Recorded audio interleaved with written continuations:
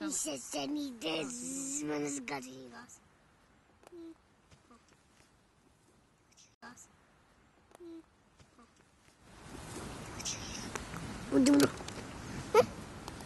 Viņa pavisam veca.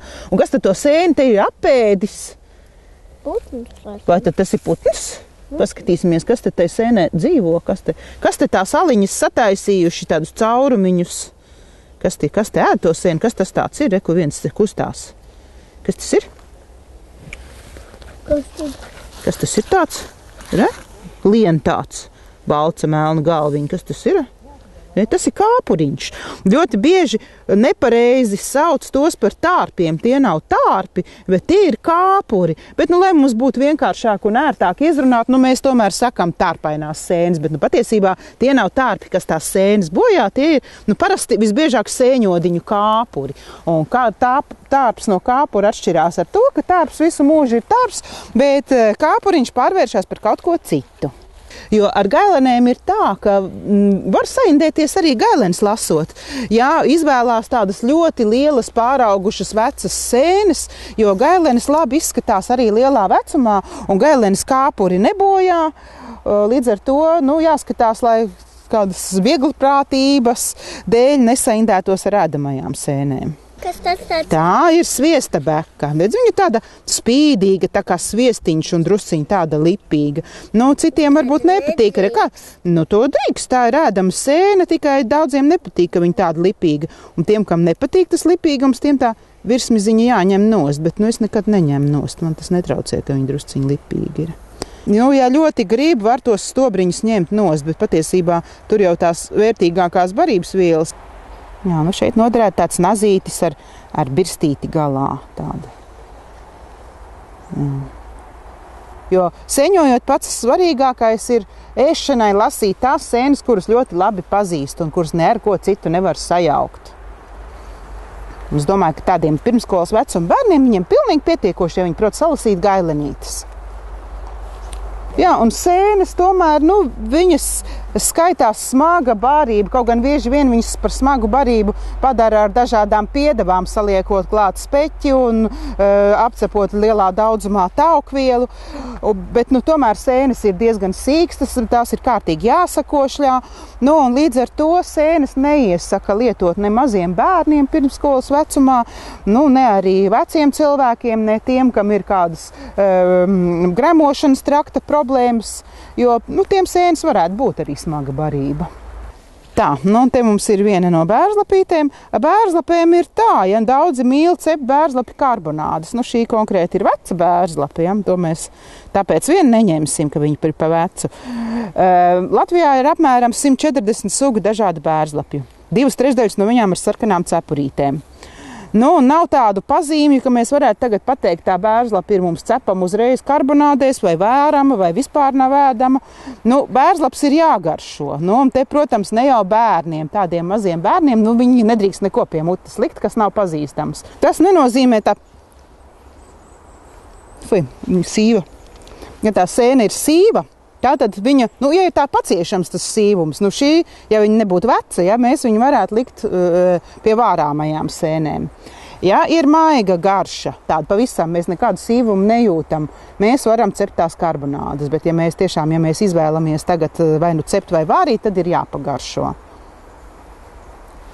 Tāda jocīga, mēs nekad nezinām, kas tā ir priežu sviestbeka. Kurš tā griezīs? Makaviku viņu sauc. Ja mēs gribam, tas nāk no krievu valodas ir mahavik, no vārda moh, tā kā sūnu beka. Un ja mēs gribam krievisku runāt, mēs varam saukt pa makaviku, bet ja mēs latvisku runājam, tad sauksim pa priežu sviestbeku. Vai pa priežu beku vienkāršāk. Griez nost. Varēs. Ko tad? To sēni varēs, jā. To var cept uzreiz, arī te sēne pavisam jauniņa, kur tīri, nekādu kāpuriņu. Citreiz mūsinājuši, ka viņi kāds zils paliek. Tas nekas, ka paliek zils, nē. Zilēšana nenozīmē neko sliktu, neko labu. Zils var palikt gan ēdams, gan neēdams sēnes. Ir pat tādas bekas, rudspuķu smilžbekas. Diez vai mēs viņus te atradīsim, bet rudspuķu smilžbeka griežot paliek tumši zila. Un tad, kad viņu cep, tad tās tumši zilās krāsas viņa atkal kļūst skaisti dzeltena. Tā ir viena no skaistākām sēnēm, un kur parasti vislielākais prieks atrast, vēl priecīgāk nekā par baraviku. Ir tāds ticējums, ka ja sēnes ēd tārpi, tad tās ir ēdamas. Arī nav taisnība. Ļoti indīga sēne, un paskatieties, kā viņa ir sēsta. Mēs esam paši pārbaudījuši sēņu izstādes veidojot, kā sēnes ir labākas, tīrākas un vairāk jaunā mēnesī un pirms pilnmēnesis. Sēndējās parasti tie, kas saka, es visas sēnes pazīstu. Es ar sēnēm nodarbojos 30 gadus, es nevarētu teikt, ka es pazīstu visas sēnes, es noteikti visas nepazīstu. Viens no tiem iemesliem varētu būt arī tādam labākam sēņu pazinējam, ka ir salas ļoti maziņas. Tāpēc es arī atgādinu to, ka nevajag tos mazos sēņu bēbīšus lasīt, jo daudzas sēnes ļoti agrās attīstības stadijās, viņas ir ļoti līdzīgas, un tad patiešām turpat var mušmieri ar beku sajaukt, ja mēs atrodam kaut ko tādu, ko mēs nepazīstam. Mums ir ļoti svarīgi, lai mēs apskatītos visas pazīmes. Es to pazīstu. Tu nepazīsti visu, tu nevari pateikt, kā viņu sauc. Tā ir dzeltenbrūnā maksasēne, un viņai... Tu tādu zini, jā? Labi.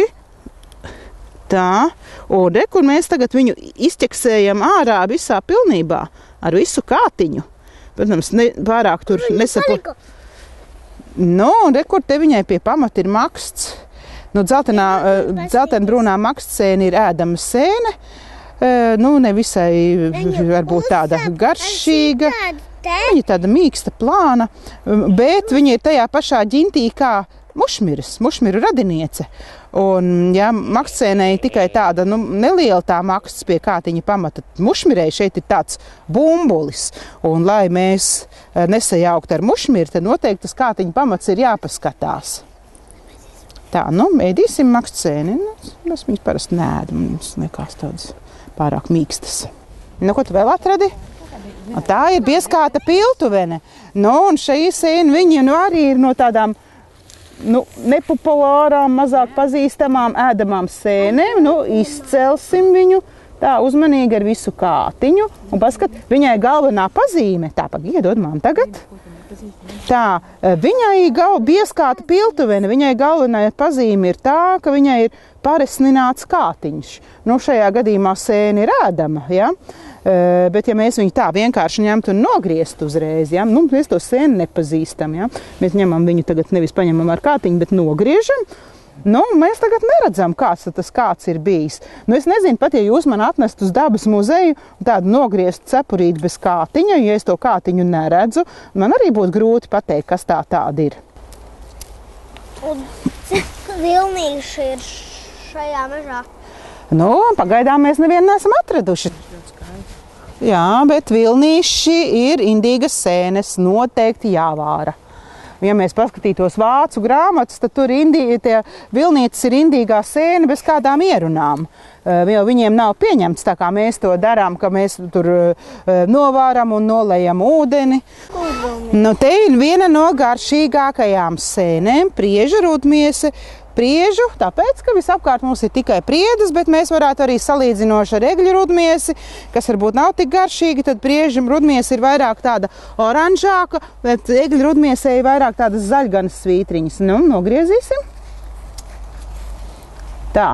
Kā to sēni sauc? Tā ir rudmiese, un kāpēc rudmiese? Viņai tāda oranža suliņa izdalās. Zinat, kā var atšķirt zirnekļus no kukaiņiem? Ja? Cik kājas zirneklītim? Un cik? 8, jā, zirneklim 8 un kukaiņiem 6. Redz, kāds viņam skaists, ļoti skaists zirneklis tas ir. No zirnekļiem pilnīgi nav jābaidās. Vienīgais, ko mēs varam baidīties, lai mēs viņu nesaspiežam, jo, ja mēs viņu gribētu ņemt rokās, labāk viņu neaiztikt, jo viņam ir ļoti mīksts ķermenītis un mīksts vēderiņš, un ja mēs viņu aiztiksim, mēs to zirneklīti varam saspiest. Bet zirneklīts mums neko sliktu nedara. Cik indīgumi ir vienā mežā? Tā nav muša. Tā ir mušmire. Mušmiras ir sarkanas. Mušmiras nav tikai sarkanas. Mušmiras ir baltas, zaļas, dzeltenas, pelēkas, brūnas. Kādā krāsā tā viņi ir? Brūna. Tā, brūna, ja? Tā, un tagad, lai mēs pateiktu, ka tā ir mušmire. Mušmiras nepasaka pēc krāsas, bet gan pēc tā. Paskatāmies, kas ir apakšā. Kā mēs varam pazīt mušmiri? Kā tu uzreiz pazini? Es pazīstu, es esmu ilgi mācījusies, skatāmies. Re, mušmire. Tātad bumbulis pie kātiņa pamata. Redz, kāds tāds resns kātiņš apakšā? Viņam ir bumbulis. Ērce. Tā, un te uz kātiņa ir gradzens. Tas ir visām mušmirēm, bet var gadīties, tā ir violetbrūnā mušmire, ļoti indīga sēne. Nedošu, es tev ļoti indīgu sēnu rokā nedošu. Nē. Tā, bet, lai tu nesaindētos. Tā, bet var gadīties, ka gradzens ir nokritis. Re? Arī tāda situācija būs. Re? Gradzens maziņš, plāniņš, nav gradzena, nokritis. Un ja vēl kāds to sēni nogriež tagad, nepaskatoties uz bumbuli, un nogriež šādi, kā mēs parasti griežam. Nu, pēc kā tu tagad izskatās? Pēc jebkā. Mēs būs pazudušas visas pazīmes, kas liecināja par to, ka tā ir mušmire. Ja cilvēku kustap, tad var ēst. Nē, to nevaru. Te var noindēties, ja uzcep un apēd tādu. Nomirt var. Tā ir violeta brūnā mušmire un krāsa. Jaunai sēnei, vecākai sēnei var ļoti atšķirties. Te ir bijis stiprs lietus, un tādā stiprā lietu sēnēm cepurītes bieži vien ir ļoti izbalējušas. Tā kā krāsa patiesībā ir visnedrošākais rādītājs. Ja mēs būtu ēgļu mežā, mēs varētu atrast balto mušmiri, kas ir ļoti indīga. Un ja mēs būtu ozolu mežā, mēs varētu atrast visindīgāko pasaules sēni zaļo mušmiri.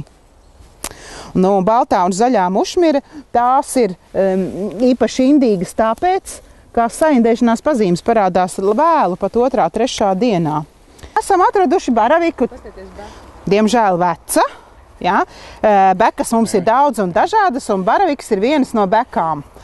Ja mēs gribam, lai sēnes labāk izplatās, mēs varētu rīkoties tāpat kā vāverītes dara. Vāverītēm patīk uzpraust sēnes kaut kur uz koka zari un kaltēt. Bet nu, šajā gadījumā tagad vējiņš iznāsās sēnes sporas. Viņi izplatīsies.